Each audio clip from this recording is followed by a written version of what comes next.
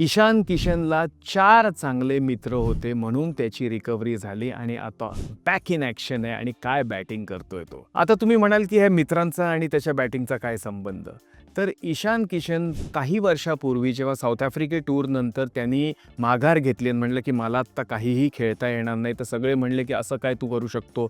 तर तो मेंटली जरा डाऊन होता आणि मेंटली डाऊन असल्यामुळे तो आपल्या घरी गेला आणि त्याचे 4 मित्र त्यांनी ठरवलं की ह्याला कसं तरी आपण बाहेर काढायचं. एक मित्र होता तो क्रिकेटर मित्र होता आणि त्याने थ्रोडाऊन एक्सपर्टीज डेव्हलप केली. म्हणजे थ्रोडाऊन तुम्हाला माहिती आहे, जो बॉल टाकतो बॅट्समनला. त्याने ईशान किशनला जाऊन सांगितलं की तुझा ऑफसाईडचा गेम आपण डेव्हलप करूया, कारण लेग साईडचा गेम तुझा चांगला आहे.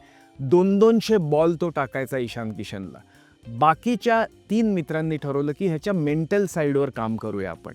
त्यांनी त्याला 1-1.5 वर्ष एकटं ठेवलं नाही.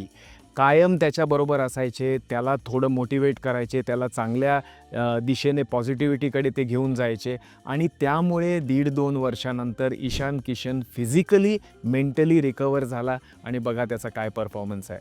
आयुष्यात एकच लक्षात घ्या, 4 चांगले मित्र कमवा, कधीही लो फेजमधनं तुम्ही जाणार नाही आणि लगेच परत याल.